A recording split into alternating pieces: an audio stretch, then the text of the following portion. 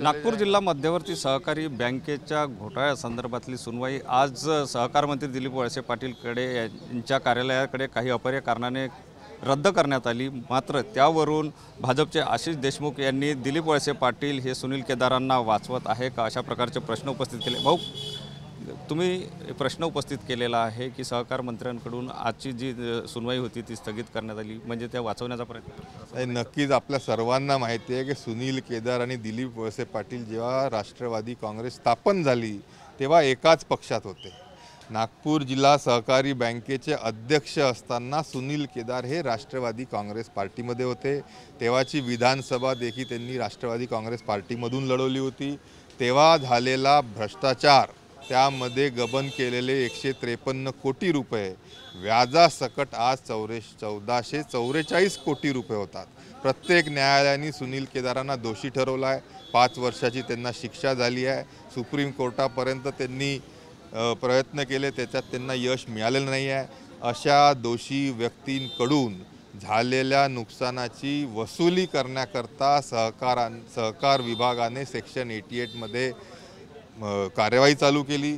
ती सातत्याने मंत्री महोदयांकडून दिरंगाई करण्याचे प्रयत्न होत आहेत। आज त्यांची असलेली हिअरिंग ही देखील तडकाफडकी अपरिहार्य कारणासाठी समोर त्या निमित्ताने का ढकलण्यात यावी, आणि यामुळे आमच्या सर्वांसमोर प्रश्नचिन्ह निर्माण झालेलं आहे।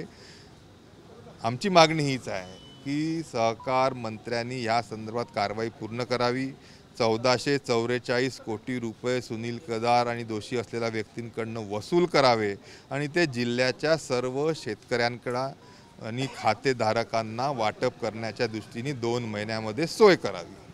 भाऊ, राज्यामध्ये सरकार तुमचं आहे, सहयोगी पार्टी आहे राष्ट्रवादी काँग्रेस, अजित पवारांची ती पार्टी आहे आणि सहकार मंत्रीसुद्धा त्यांच्या पक्षाचा आहे, तर मग अजित पवारांचं सुद्धा याकडे नाही बघा, शेवटी कुण्या पक्षाचे आम्ही प्रतिनिधी असण्याच्या पहिले हाडाचे शेतकरी आहोत। शेतकरी आज अडचणीत ह्या बँकेच्या घोटाळ्यामुळे आला आहे। कित्येक शेतकऱ्यांच्या जर आत्महत्या झाल्या असतील तर त्यांना जिल्हा सहकारी बँकेतून, सोसायट्यातून पीक कर्ज मिळत नाही आहे। त्यांना सावकाराकडे अवाजवी व्याजाने कर्ज घ्यावे लागते आहे, ते परतफेड करण्यास त्रास होतो, म्हणून कित्येक शेतकऱ्यांनी आत्महत्या केल्या आहे। आज कित्येक लोकांच्या ठेवी या बँकेमध्ये बंद पडलेल्या आहेत।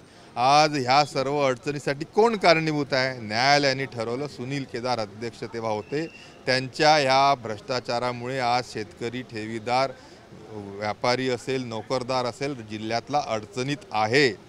आणि जर दोषी ठरला आहे तर वसूल करण्याची प्रोव्हिजन कायद्यामध्ये आहे। त्या कायद्याचा त्वरित अंमलबजावणी सहकार मंत्र्यांनी करावी, अन्यथा 2 तारखेपासून आम्ही बेमुदत ठिय्या आंदोलन नागपूर जिल्ह्याचे सर्व शेतकरी मिळून सावनेर येथे करणार। नक्कीच 2 तारखेपर्यंत काय ती कारवाई पूर्ण करावी, अन्यथा शेतकऱ्यांना घेऊन सावनेर तालुक्यामध्ये ठिय्या आंदोलन करणार असा इशारासुद्धा आशिष देशमुख यांनी दिला।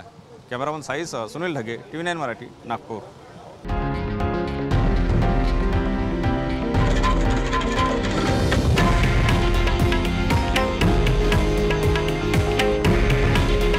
हे आहे देशातील नंबर 1 न्यूज नेटवर्क आणि आपण पाहत आहात TV9 मराठी।